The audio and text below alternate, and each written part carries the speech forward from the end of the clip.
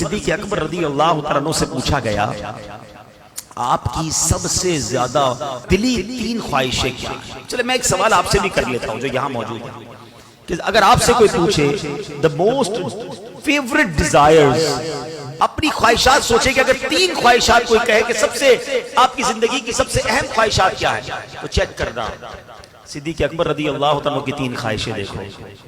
آپ کہتے ہیں میری 3 زندگی کی سب سے بڑی خواہش ہے. کہتے ہیں پہلی ہے النظر الیک، دوسری ہے والجلوس بین یدیک، اور تیسری ہے وانفاق مال علیک. ہائے ہائے ہائے کیا موتی جیسے الفاظ ہیں. معنی بعد میں بتاؤں گا، خالی عربی سنتے تو لطف آنے لگ گیا. عاشق اکبر کی باتیں ہیں نا. کہتے میری 3 خواہشیں ہیں، بس اپنے آقا کو دیکھتا رہا. النظر الیک وانفاق مالی علیک، میں نبی پاک پر اپنا مال خرچ کرتا رہا. والجلوس بین یدیک، میں بس نبی پاک کے قدموں میں حاضر رہوں، میں ادھر ہی بیٹھا رہوں. اب دیکھو عاشق اکبر کی خواہشات تھی نا، اللہ نے یہ تینوں کیسے پوری کی ہیں. پہلی خواہش والنظر الیک، بس آقا کو دیکھتا رہا. جب نبی پاک خطبہ فرماتے تھے نا، بیان فرماتے، سارے صحابہ دوزانو بیٹھ کر ادب کے ساتھ سر جھکاتے تھے، آقا کے چہرے کو نہیں دیکھتے تھے. صرف ابو بکر صدیق رضی اللہ تعالیٰ اور حضرت عمر فاروق رضی اللہ تعالیٰ یہ نبی پاک کے چہرے کو دیکھتے، آقا انہیں دیکھتے. وہ نبی پاک کو دیکھ کر مسکراتے، آقا انہیں دیکھ کر مسکراتے. اب پہلی خواہش النظر الیک، آئے ہائے کیسے پوری ہوئی. کتابوں میں ایک جملہ میں نے پڑھا کہ وہ عبادت جو صدیق اکبر نے غار ثور میں نبی پاک کے دیدار والی عبادت کی نا، جب آقا گود میں تھے. ٹرائی ٹو انڈرسٹینڈ، ذرا ریئلائز کرو، جب کوئی کسی کی گود میں ہوتا ہے دیدار کیسا ہوتا ہے. آنکھیں کیسی دیکھی ہوں گی، ابرو کیسے دیکھے ہوں گے، داڑھی کیسی دیکھی ہوگی، پیارے آقا کے مبارک کان کیسے دیکھے ہوں گے، اور کتنا جی بھر کے دیکھا ہوگا. علماء کہتے ہیں جس وقت صدیق اکبر نبی پاک کا اس وقت جو دیدار کر رہے تھے، کائنات میں وہ عبادت کوئی اور نہیں کر رہا. صرف صدیق اکبر کو یہ مقام حاصل تھا کہ اس طرح نبی پاک کا دیدار نصیب ہوا. اللہ نے پہلی خواہش ایسے پوری کی. دوسری خواہش وانفاق مالی علیک، حضور آپ پر مال خرچ کرتا رہوں، بس میری یہ خواہش ہے.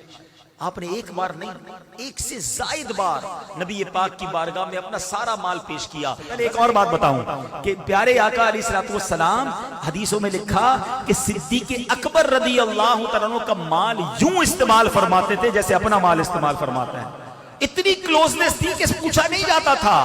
نبی پاک صدیق اکبر کے مال کو استعمال فرماتے. اور وہ حدیث اللہ اکبر آپ فرماتے جس کا مضمون ہے جتنے لوگوں نے مجھ پر احسان کیا میں نے سب کا احسان چکا دیا، مگر ابو بکر نے جو مجھ پر احسان کیا ہے قیامت کے دن اس کا بدلہ میں رب سے لے کے اسے لوٹاؤں گا. اللہ اکبر، کس کس شان کو بیان کیا جائے. اللہ کے حبیب کی دعائیں کس طرح انہوں نے لی. ارے بلال حبشی سے کون محبت نہیں کرتا، ہمارے عاشقوں کے امام ہیں، مؤذن رسول ہیں، انہیں چھڑا کر کون لایا. امیہ جو تھا اتنا ظلم کرتا تھا، ابو بکر صدیق قریب سے گزرے، دیکھا بلال کو مار رہے ہیں، تپتی ریت پر لٹاتے ہیں. آپ نے اس کے مالک سے کہا کیوں تنگ کرتے ہو، یہ مسلمان ہو گیا ہے کیوں مارتے ہو. کہا ابو بکر تمہیں بڑا شوق ہے، خرید لو اسے. آپ نے بتاؤ کتنے پیسے لوگے. وہ تھوڑے پیسے بتاتا، آپ نے کہا اوکے. وہ اور پیسے بڑھاتا، آپ نے کہا ٹھیک ہے. وہ ڈیل ڈن کرتا، پھر پیسے بڑھا دیتا. وہ جتنے مانگتا رہا آپ بڑھاتے رہے. آخرکار ایک رقم پر فیصلہ ہو گیا. آپ نے جب پیسے دیے، امیہ پتہ ہے کیا کہتا ہے؟ کہتا ہے ابو بکر تم تو بڑے کاروباری تھے، تمہارے کاروبار کی میں نے بڑی باتیں سنی، تمہاری ڈیل بڑی زبردست ہوتی تھی. آج تم نے کیا کیا؟ جو مانگا تم نے دے دیا، بڑا مہنگا غلام خریدا ہے. اللہ اکبر. ابو بکر صدیق کہتے ہیں اے امیہ تم بلال کی قیمت کیا جانو، تمہیں کیا معلوم یہ کون ہے. ارے تم اس سے زیادہ مانگتے، میں تمہیں اتنے دیتا. جب خرید کر لاتے ہیں نبی پاک کے پاس، حضرت بلال کو آزاد کر کے لاتے ہیں، پیارے آقا کی بارگاہ میں پیش کرتے ہیں. حضور بلال آیا ہے، آپ کا سچا غلام آیا ہے، حضور آج آزاد ہو کر آیا ہے. اللہ کے نبی کیا کہتے ہیں؟ اے ابو بکر تھوڑے میرے پیسے بھی ملا لو، بلال کو آزاد کرنے میں جو تم نے رقم خرچ کی ہے میرا مال بھی اس میں شامل کر لو. صدیق اکبر کہتے حضور میرا مال آپ ہی کا تو ہے، حضور میرا سب کچھ آپ کا ہے. اللہ اکبر. کیا کیا کارنامے بیان کروں صدیق اکبر رضی اللہ تعالی عنہ کے. سنو تیسری خواہش والجلوس بین یدیک. کہتے حضور میری تمنا ہے کہ بس آپ کے قدموں میں زندگی گزرے.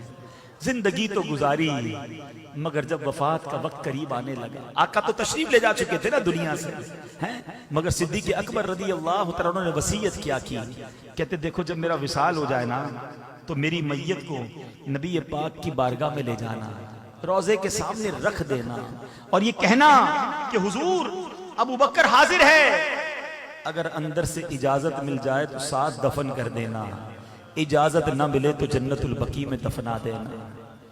یہاں ایک بڑی باریک سی بات ہے، عقیدے کی بات کر دوں، یہ تو وصیت صدیق اکبر نے کی کتابوں میں لکھا، صحابہ نے کیوں عمل کیا؟ کیونکہ صحابہ جانتے تھے کہ حضور مزار میں حیات ہیں۔ سارے صحابہ کا اس وصیت پہ عمل کرنا کہ حضور سنتے بھی ہیں، جانتے بھی ہیں، دیکھتے بھی ہیں، تو زندہ ہے واللہ، تو زندہ ہے واللہ، میرے چشم عالم سے چھپ جانے والے اے عاشقو تمہیں مبارک ہو، یہی صحابہ کا عقیدہ ہے۔ صدیق اکبر کا بھی یہی عقیدہ ہے، ورنہ وصیت کیوں کرتے؟ کہتے مزار پہ لے جانا، عرض کرنا حضور آپ کا یار حاضر ہے، ابو بکر حاضر ہے، اجازت دیں تو اندر دے جانا ورنہ بقیع میں دفنا دینا۔